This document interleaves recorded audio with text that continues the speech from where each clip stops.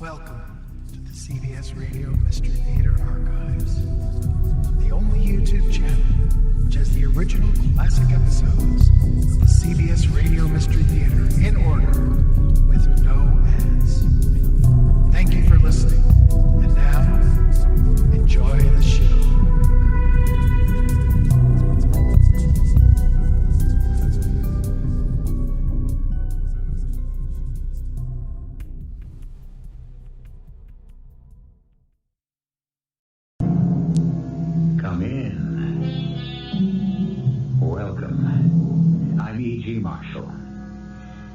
Woman, said the German philosopher, was God's second mistake, and therefore the implication should be clear. If the good Lord himself could be mistaken about women, what chance have we mere mortal men? But it was the Irish poet who said it more gracefully. My only books were woman's looks, and follies all they taught me. For the next hour, our subject is woman, and equal parts folly and wisdom.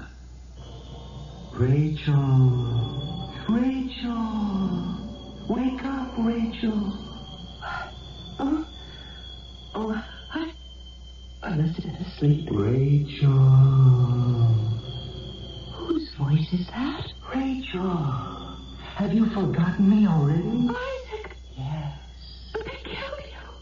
I saw them kill you. I've come back to you.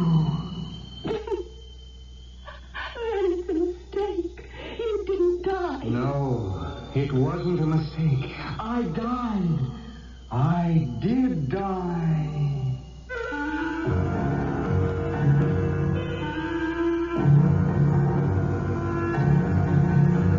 Our mystery drama, Queen of the Deadly Night, was written especially for the Mystery Theater by Sam Dann and stars Marian Seldes.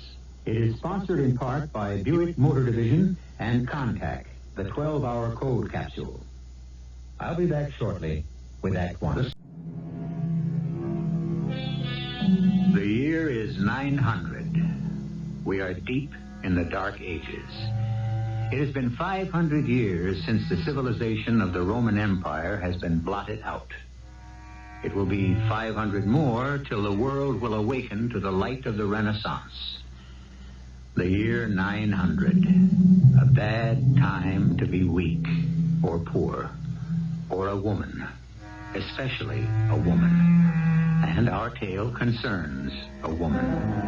Her name was Rachel. She lived in Clairvaux, a tiny village near Paris, which wasn't much bigger than a village itself in those days. She was, of all things, a writer.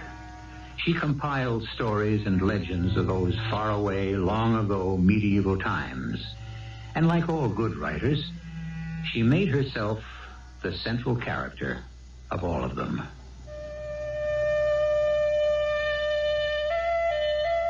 I am Rachel, daughter of Asher Ben-Si of Clairvaux, in the land of the Franks.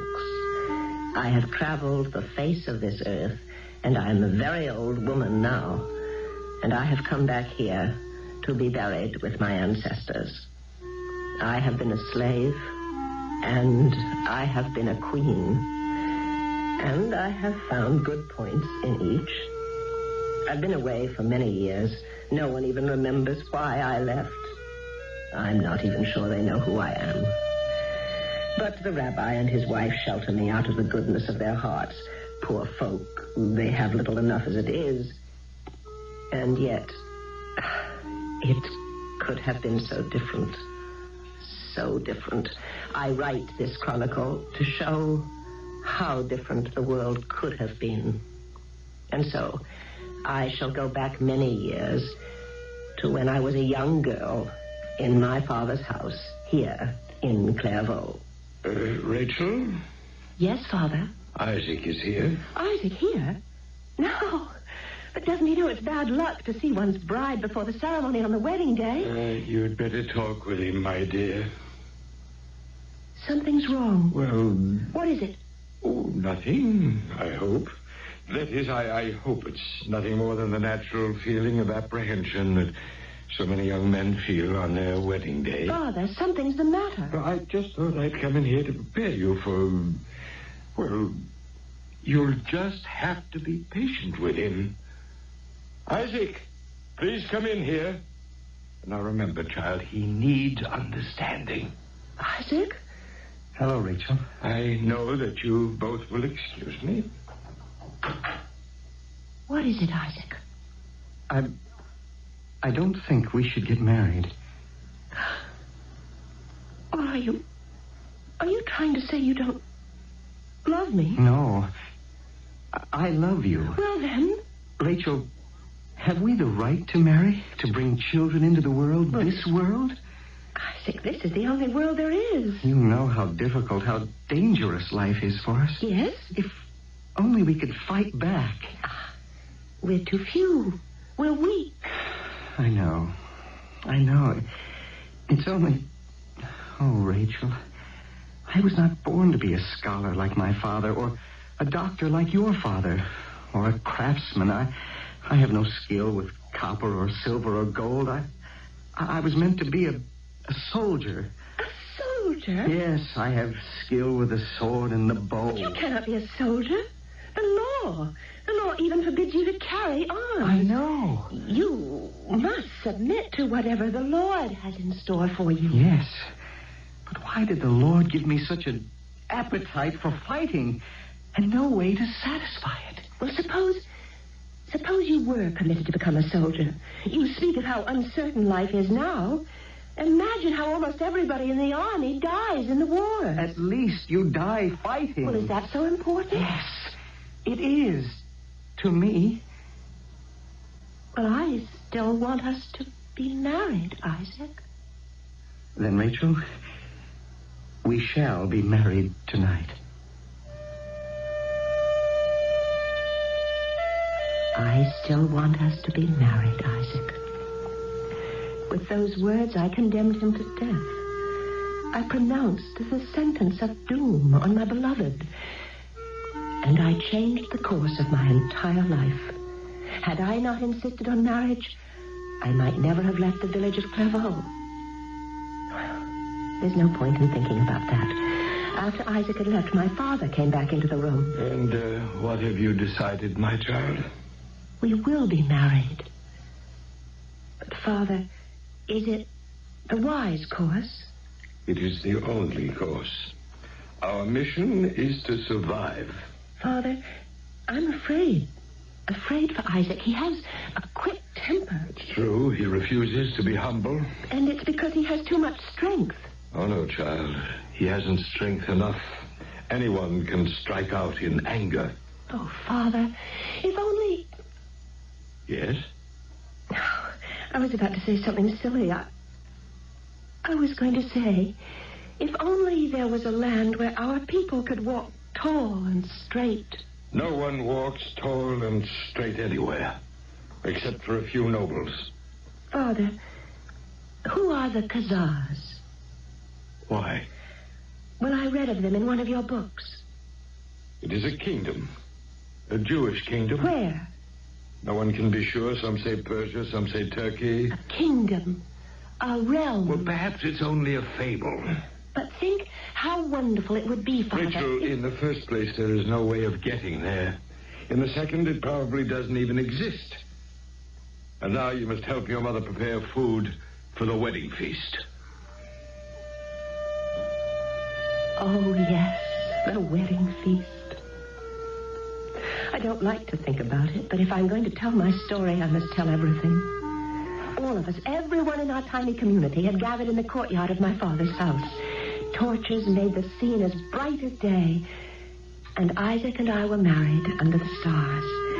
And there was much happiness and laughter and drinking of wine. When suddenly there was the thunder of approaching hooves. And the lord of the castle, Count Ranulph himself, at the head of the troop of his horsemen, came upon the scene. Everything became quiet. So quiet, it could have been the stillness of death. Finally, my father stepped forward, Greetings to your highness, Count Arnold. I see you heathen dogs are feasting. What is the occasion? Ah, a wedding. Why was I not informed? Well, your highness... No, this will not do. It will not do at all. And the bride, I see the bride.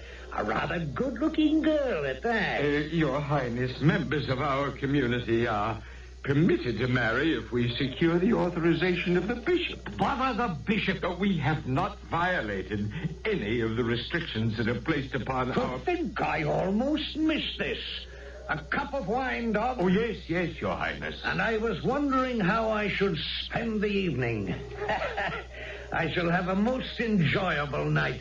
Ludwig, a horse for the bride. Your Highness, where are we? Where? To the castle, of course, where you shall spend the most pleasurable wedding night with me. No. No? You mean you refuse the honor? Please, your highness, we have rights granted by the king. Swine! How dare you? Are you unaware of the droit de seigneur? I have the right to spend the wedding night with every commoner girl who marries in my domain. Ludwig, put her on a horse. No, never. Only your youth prevents my mace from splitting your skull. Would you talk to me this way if I had a sword in my hand? Coward! And if you had a sword in your hand, dog, what would you do with it? I would spill your heart's blood.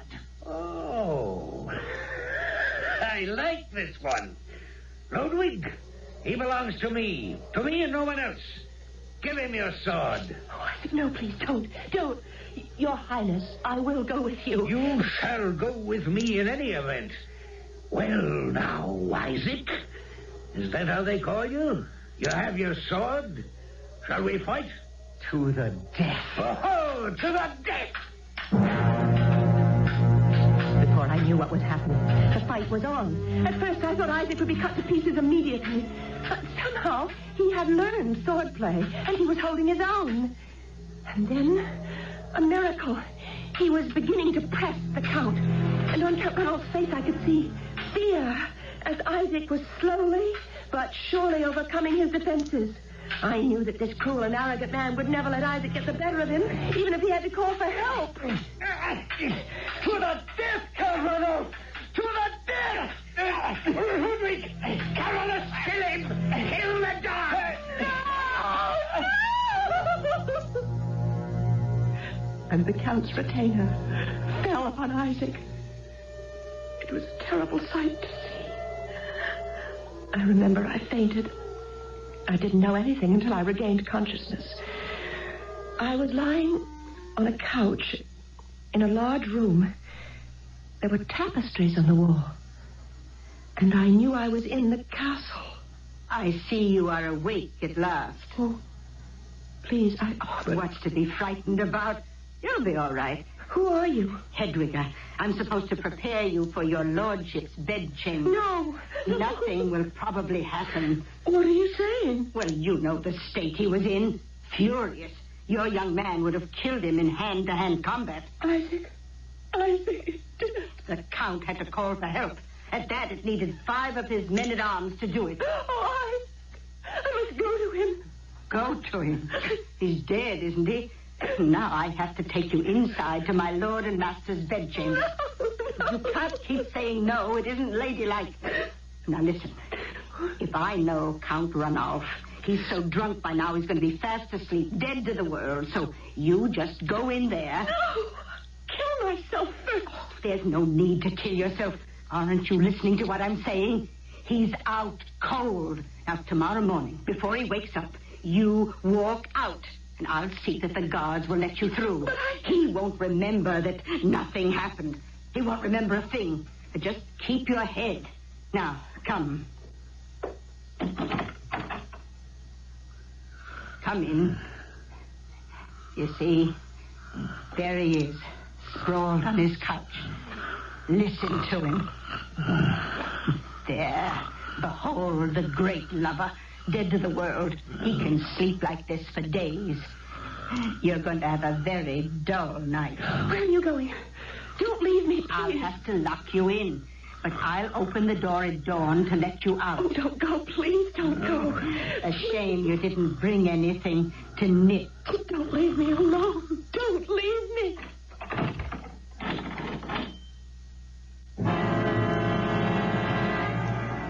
Le droit de seigneur, the right of the lord of the manor. This is how it was under feudalism. And so, here is our terrified Rachel, who only a few short hours ago was a single girl, and in rapid succession has become a wife and a widow. She's locked in the room of the Count Ranulf, whose intentions are perfectly clear, provided he sobers up. I'll be back shortly. We've had a rapid series of events.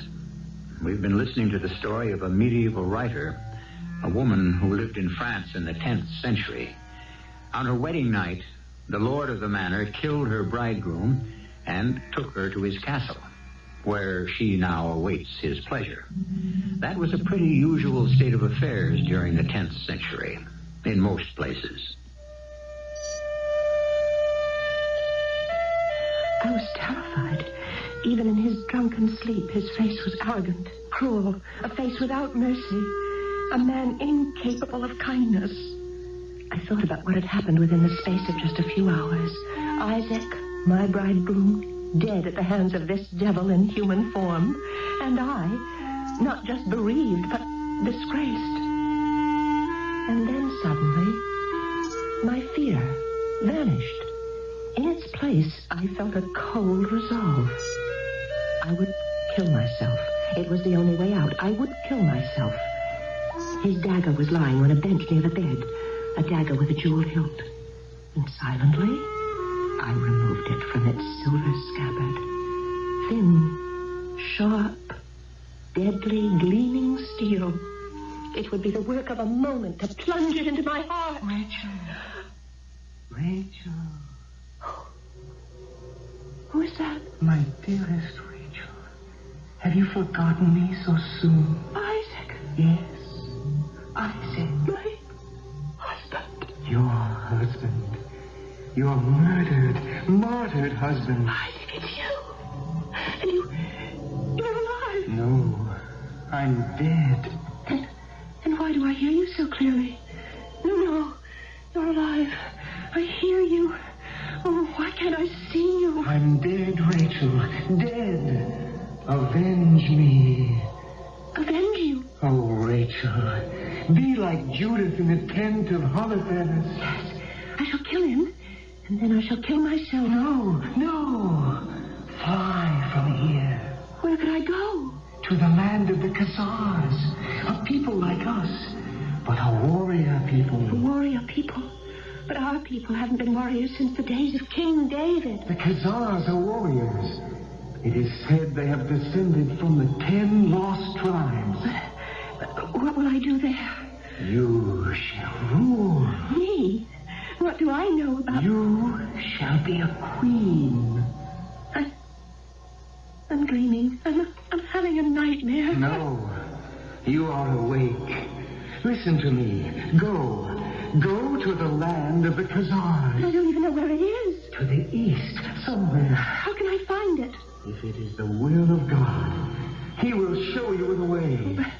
Oh, such a journey. And the lands are filled with bandits and thieves. God will protect you. No, I'm frightened. Had I lived, you would have gone with me. Oh, Isaac, let me die, and I will come to you. What are you saying?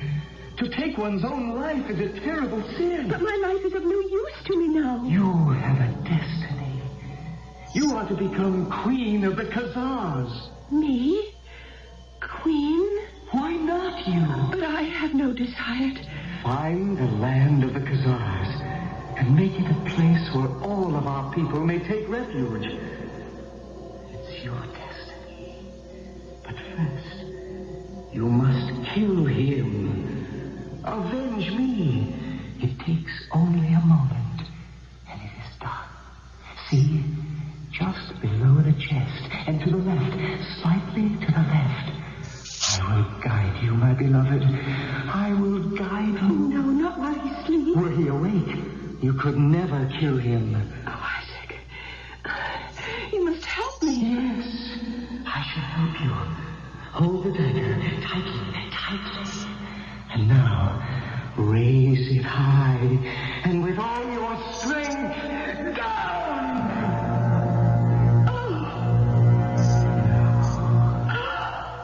Cover him. Cover him with the blankets. Yes. Who would know he is dead? How quickly a man dies. How quickly I died. Goodbye, Rachel. No, stay. Stay with me. I cannot stay with you, Rachel. I'm dead. Come back, Isaac. Come back. Speak to me. Isaac. Isaac. Isaac. Isaac. Come back. Wake up.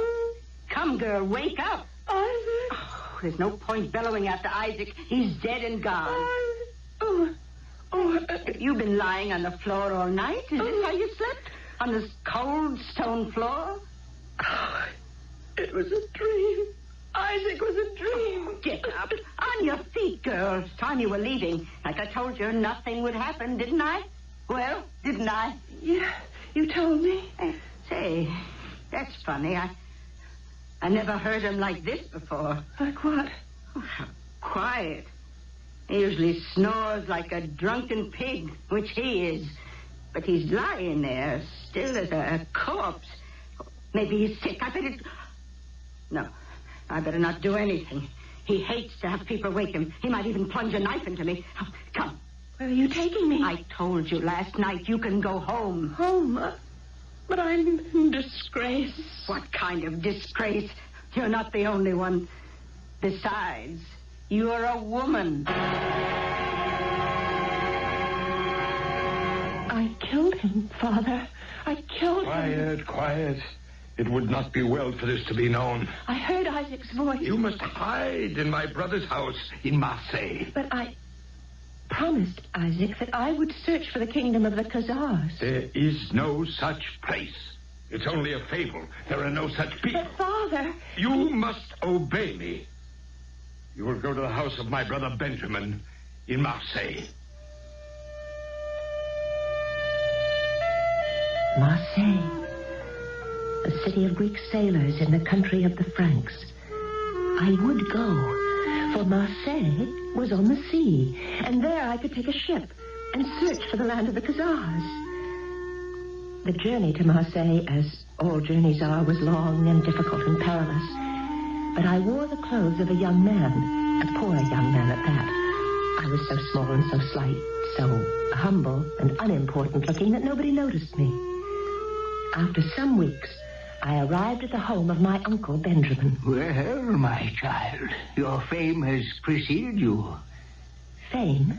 You killed the mighty Count Ranulph. Then it wasn't a dream. Oh, no, indeed. You must keep hidden, of course, till this all blows over. But I'll bring danger to your house, Uncle Benjamin. We have so much now. A little more won't matter. You must keep wearing that boy's costume. It's a good disguise. And it's best all round for you to be mistaken for a young man. But, Uncle Benjamin, I know how hard the times are. I don't want to be another mouth for you to feed. Oh, there's enough and to spare. I am very much in demand here. We are really quite comfortable. In what do you trade, Uncle Benjamin? Maps, charts. Maps? Of what? My girl, this is a city of sailors. They come, they go. Their ships move in and out of the harbor like flights of wandering swallows. They need maps to show them the waterways. Where is the land of the Khazars? And why would you want to know that? Because it's my destiny to go there. Your destiny? To become queen of the Khazars. And how was this destiny revealed? My dead husband appeared to me and spoke to me and said I was to become queen of the Khazars. My father, of course, dismisses it as a fable. But you are an honorable child if you say a thing, why should any deny it? Tell me, where is the land of the Khazars? I don't know, but I will ask. Who? The sailors who come into my shop. Surely one of them will have heard of it. Meanwhile, you have work to do. Work? Yes, work. If you are to be queen, you must prepare yourself. How? You are just a girl from the country. You must acquire wisdom so that you will be a good ruler. How may I acquire wisdom? By reading books. We have many books in this house. Oh, Uncle Benjamin, I simply can't stay here and just read. And while you are reading, I shall be making inquiries. I became lost in my books. The more I learned, the more I discovered how little I knew and how much I must study. A year went by, 2 years, perhaps even 3 or 4, I can't remember. As I say, I was lost in the books. And then one day, while sitting quietly and reading, I heard my uncle's voice. Child, come out here. Yes, Uncle? Sit. Olaf, this is my nephew. Child, this is Olaf, the Viking. You wish to know about the land of the Khazars? Yes. A wild and dangerous country. A fierce and warlike people. And how could I get there? If you will look at the map, there is this place that lies between the lands of the Persians and the Turks. Wild country. This, they say, is the land of the Khazars. But why should anyone want to go there? Why? I've taken a vow. Oh. Well, then I can only wish you good fortune. Benjamin, I shall leave this map for your nephew. Oh, yeah. And you may put it down on my account. A pity, young man, a great pity. Why do you say that? Oh, they're strange people, and yet they are suspicious of strangers. It would be better if you were a woman. Why? Why would it be better? As I have said, they do not welcome strangers, but they do have great respect for women. Oh? Especially for women who have wisdom. Wise women? Yes, because only women have time to acquire wisdom. The men are too busy fighting or trading. And so when a king, or any man for that matter, wants to take a wife, he does not look for beauty, as we do, but for wisdom.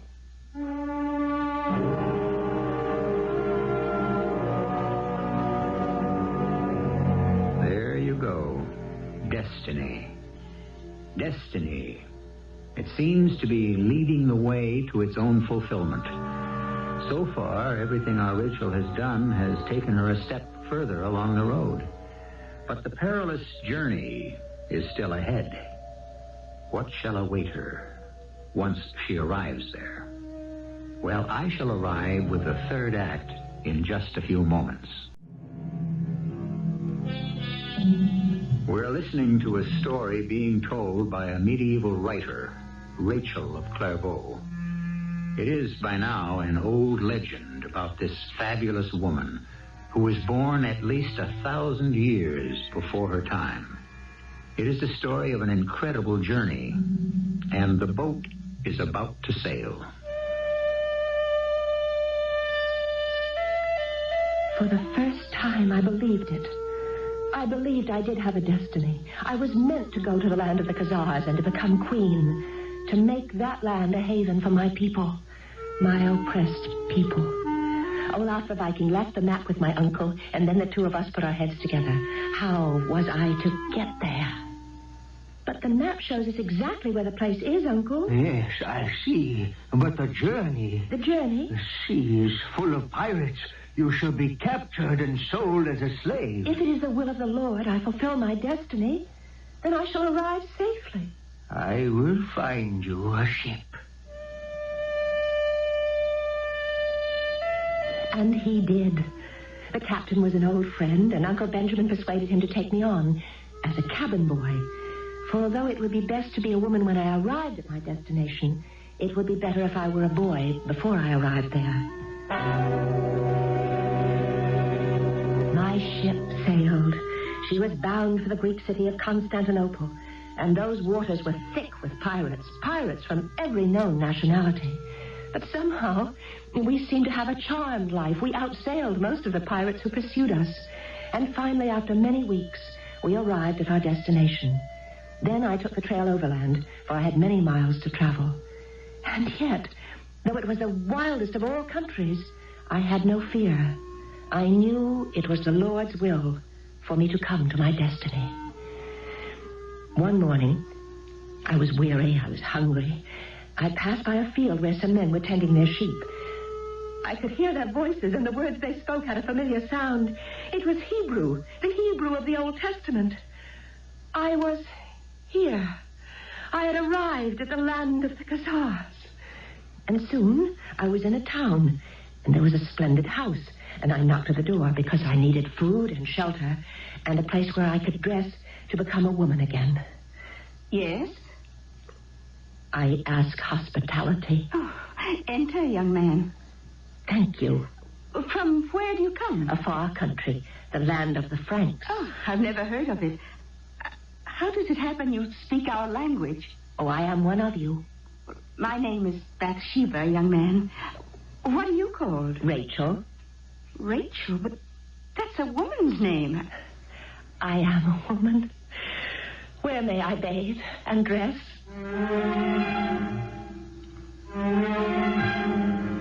Oh, I never would have believed it. Why have you come here? Bathsheba, I look into your eyes and I see you are a good person. Oh, I try to be. And I need a friend. Will you be my friend? Yes. I need someone to talk to. It's been so long since I could pour my heart out to someone. Oh, I understand. May I confide in you? Of course. I am here to fulfill my destiny. Your destiny? I am to become queen of the Khazars. Oh, well, then you've arrived in a good time. Even now, the king is looking for a wife. Then it's true. What Isaac told me is true. I am to be queen. Now, the queen must be the wisest woman in the kingdom. Are you wise? Well, the Lord will give me whatever wisdom is necessary at the proper time. Well, the king has proclaimed that he will marry the woman who can answer 3 questions. Well, I'll know the answers when the time comes. What are the questions? No one has appeared, and so the king has not yet asked. Well, I shall go to the court at once. Oh, one moment. Why? Why should I delay? Uriel? Azrael, come in here at once. Lock her in the cellar. Why? What are you doing? 2 tall, strong men seized me and carried me to a room deep under the ground. They locked the door and left me. And you wish to know what was happening while I sat there, trembling? Very well, I will tell you. Bathsheba, my false friend, presented herself before the king. Your Majesty, I have come to answer the 3 questions. And what is your name? I am Bathsheba, widow of Nathaniel. Very well, Bathsheba. You're good to look upon. And if you are wise, you shall become our queen. The first question: how far is it from the sun to the earth? Can you give a truthful answer? How far is it from the sun to the earth? Oh, Your Majesty, this is a difficult question. May I retire to make the proper calculations? You have our permission. Well, speak. How far is it from the sun to the earth? I won't tell you. Then you shall die here of hunger and thirst. Well? Just a little water. Just a few drops, please. Water, wine, cool, refreshing, all you want. Just answer the question. Give me the answer. Would you rather perish? The answer. Will you let me drink? Will you tell me the answer? Yes, yes. It is exactly as far from the sun to the earth as it is from the earth to the sun. That must be accepted as a truth. It cannot be denied. Very well, Bathsheba. You are 1/3 the queen Now for the second question. Listen, what is it that in the morning crawls about on 4 legs, at noon walks erect on 2, and at dusk creeps about on 3? I don't know. You know. I don't know. I tell you, I just don't know. Then stay here in this cellar. Starve. Die here in this cellar. My head was spinning. Had I come this far only to be defeated here by a false friend? Was I to lose everything? Was I to miss my destiny? I resisted telling her the answer for as long as I could. It was a simple question.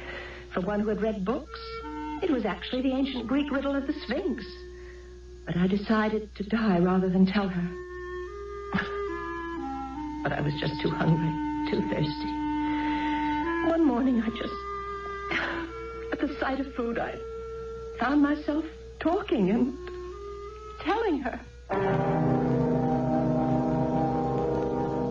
What is it, then, that in the morning crawls about on 4 legs, at noon walks erect on 2, and at dusk creeps about on 3?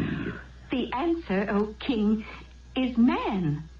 Man? Yes, man. In the morning, or the beginning of life, as an infant, a man crawls about on all 4s. At noon, which is the prime of life and the time of strength, he walks strongly and proudly on his own 2 feet. And at dusk, which is the twilight of life, weak, decrepit, unable to hold himself erect, he hobbles painfully with a staff. You are 2/3 my queen. And now for the final question. Are you ready, Bathsheba? Yes, Your Majesty. Can you tell me what I am thinking?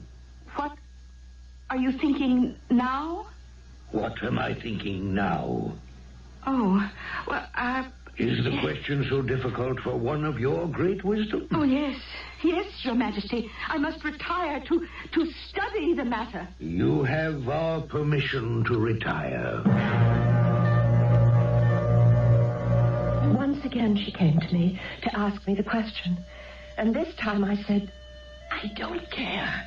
Kill me, starve me, do as you like. I cannot tell you the answer. We shall see. My dearest Rachel. Oh, Isaac. Is that you? Stop feeling sorry for yourself. I died fighting. Can't you fight? How can I fight? All I can do is just starve to death. No. You can fight this woman. This evil woman. How? Tell me how. Instead of weeping, why not open your heart and pray and ask for guidance? I have no more patience. Give the answer now, or I will have my servants kill you on the spot. Speak. How can I speak? How can I tell what the king is thinking?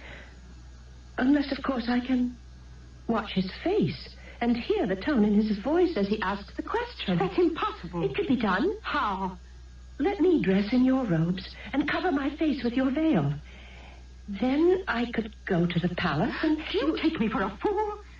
Do you think I can be trapped so easily?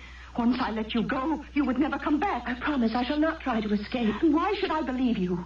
Because I am a religious woman. I cannot lie. I promise I shall not try to escape. Very well. We shall exchange clothes. Go in my place. Bathsheba, you are ready to answer the third and last question. Can you tell me what I am thinking? Of course. Your Majesty is thinking that I am Bathsheba, widow of Nathaniel, when in reality I am Rachel, daughter of Asher ben Zvi, from the land of the Franks. What? It is true, Your Majesty.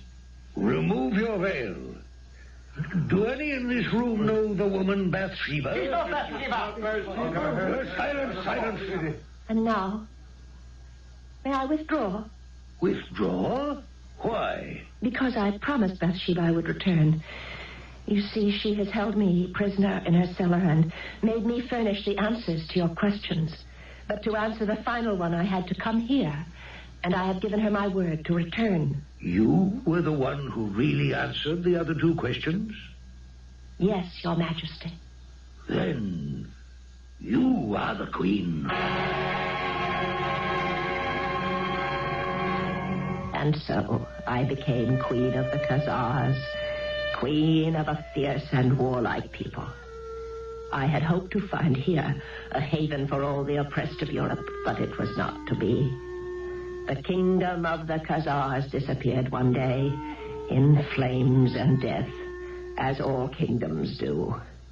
And I, the queen, became once again a homeless wanderer on the face of the earth.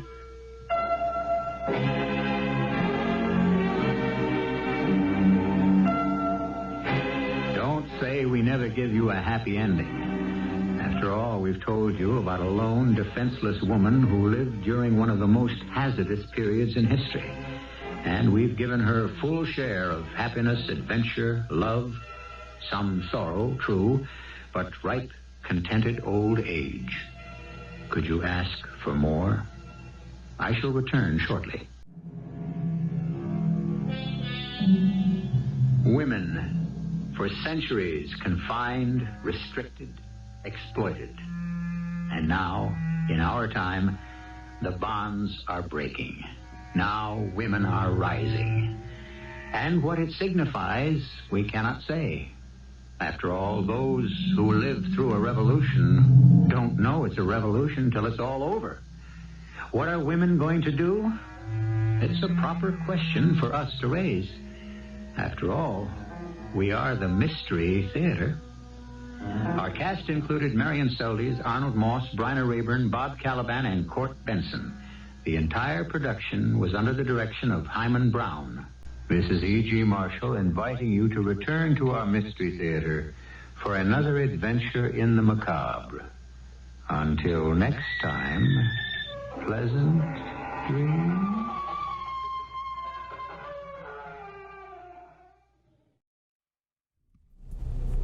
I hope you enjoyed this episode of CBS Radio Mystery Theater. If you've enjoyed this and want to hear more, please subscribe to this channel. You can also visit my other YouTube channel by searching Mr. Brian McCarthy in the YouTube search bar.